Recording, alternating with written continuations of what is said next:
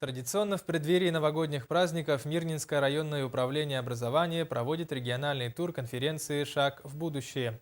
Конкурс прошел в несколько этапов. На районном туре были представлены лучшие работы школьников. Все подробности у Натальи Николаевой. На юбилейной конференции школьники представили более 160 проектов.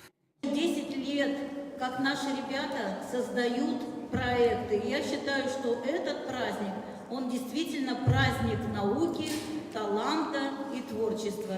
Традиционно защита проектов проводилась по разным возрастным категориям. Самые маленькие участники были выведены в номинацию «Юниоры». 8-летняя Лера Костина в конференции участвует уже в 4-й раз. Еще будучи воспитанницей детского сада, она впервые попробовала себя в научно-проектной деятельности. Вместе со старшей сестрой Варей и мамой Юлей Лера работала над темой «Якутия – мой край родной». Теперь, спустя время, девочка рассказала о династии врачей семьи Костиных. Потому что в большинстве случаев у нас в семье врачи. Александр Сергеевич Дубов, мама, папа, Наталья Владимировна Костина. Ну и я буду скоро. Ну, их много. Я не хочу ломать цепочку своей династии и стану врачом, ветеринаром.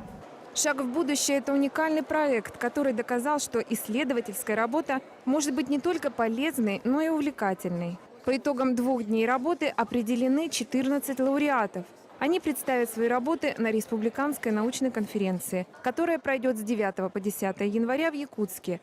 А 2 юным дарованиям из 12-й школы Дарье Заряновой и Семену Ельцову рекомендовано участие во Всероссийском форуме молодежи «Шаг в будущее» в городе Москве.